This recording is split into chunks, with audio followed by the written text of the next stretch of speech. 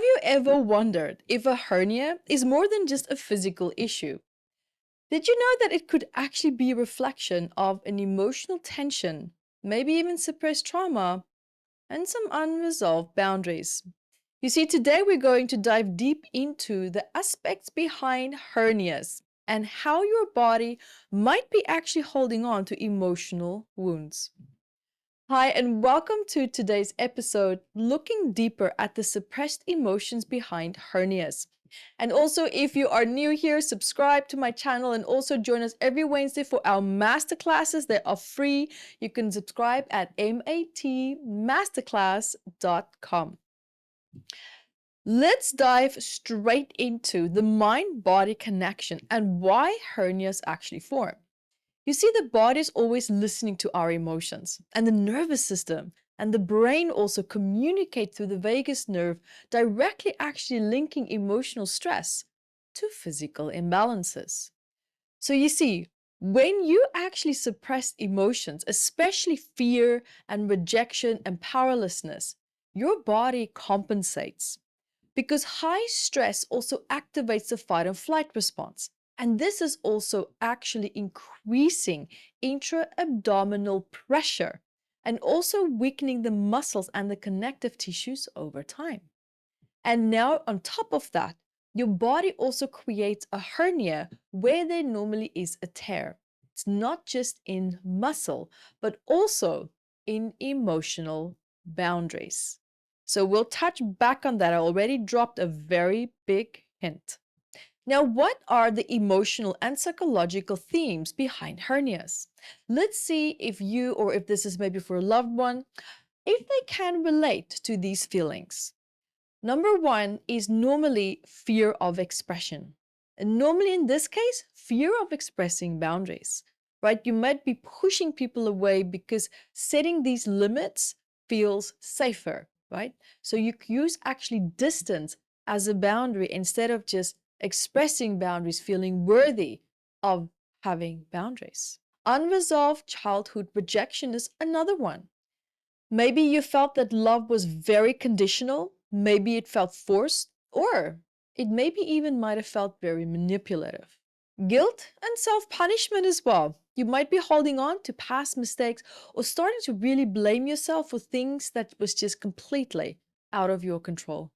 Feeling powerless, maybe in relationships as well. You see, there might be a dominant figure that made you feel very unseen and unheard. And there's that part of you that almost feels like you have to push to get what it is that you need. Avoiding also vulnerability. There might be a deep fear of expressing like love, feeling loved, and also receiving support. Because receiving support actually makes you feel unsupported and unsafe. And that's because of deeper programming. Now, there's a deep emotional link to love and rejection because for many people, a hernia is actually tied to their early experiences with love and also with belonging.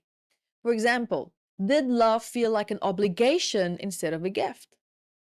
Did a parent maybe reject or withdraw affection when you didn't meet certain expectations?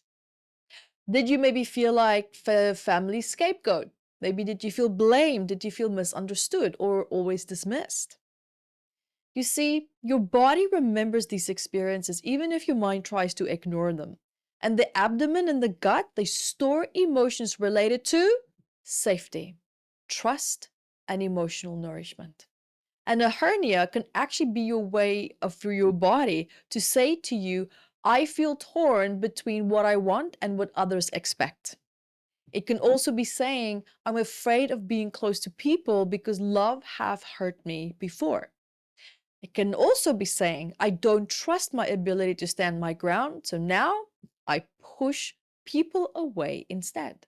You see, your gut isn't just digesting food, it's actually digesting your emotions. Because the gut-brain axis connects also the digestive system, the nervous system, and also the emotional processing as top of that. Now, when we look at unprocessed trauma, this can lead to chronic stress. We know that. And this also increases cortisol and inflammation, which is weakening abdominal tissue. Now, what also happens is overactive fear responses also now plays a role because constant muscle tension and increasing pressure on weak points starts to take place. And then the suppressed emotions, their role, the gut is now holding on to shame, rejection, and grief instead of actually processing them.